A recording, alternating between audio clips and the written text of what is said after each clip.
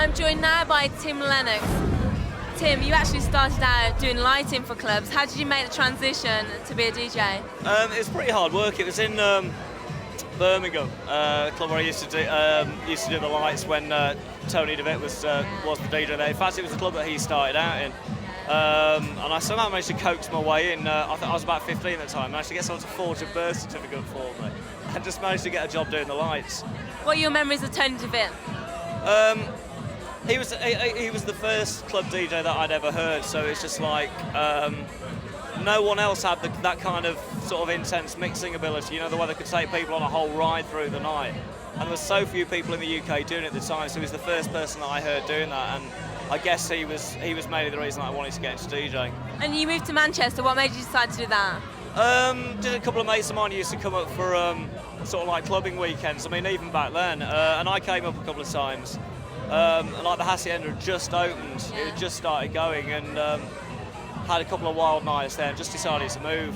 But it was those days that people like Mike Pickering and Graham Park spotted you there, and you got your residency at the Hacienda. Yeah, well, they used to come down on nights off, and you know, I always heard that Mike Pickering was saying nice things about me, which was great at the time, and I thought, well, now's the time to really make a move.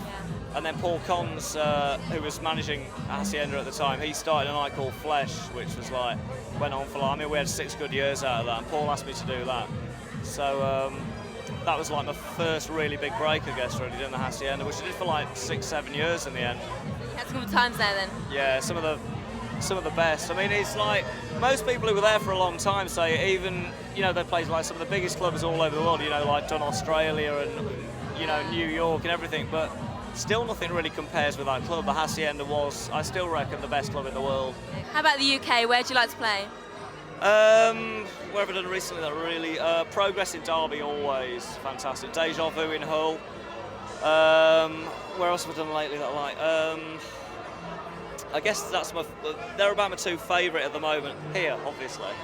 It looks wild now, it's reopened, it looks so good. And I guess Edinburgh and Glasgow as well. Always have a really good time in Scotland. There's a night called Taste on Sundays in Edinburgh, which is just superb. You've worked with people like Tom Jones and Diana Ross. Yeah. What was that like? It was fantastic. It was like, we kind of got to this stage where the remix had gone so well, and then we were being offered to actually go in and produce them at a fairly early stage in our career as well. So to meet people like Tom Jones is just insane. Like, and he like tells you stories about his friendship with Elvis Presley, and it's so surreal. The whole thing's like really surreal. It was funny with him because the whole credibility thing is like, oh, you're doing Tom Jones, and then we did it, and it was like, you know, he's like Tongue's Essential New Tune, and he was like, you know, Single of the Week in Mix Mag and stuff like that. So it's like, you know, it works. So you've got a primetime show on Galaxy on Fridays. How's that going? Absolutely brilliant. Really, really good. Yeah, it's like that was the slot I always wanted, and then when Jules moved to Radio 1, I managed to get that slot. Which is really lucky because I wasn't, not at the stage that he's at. So to get that slot was really, really good.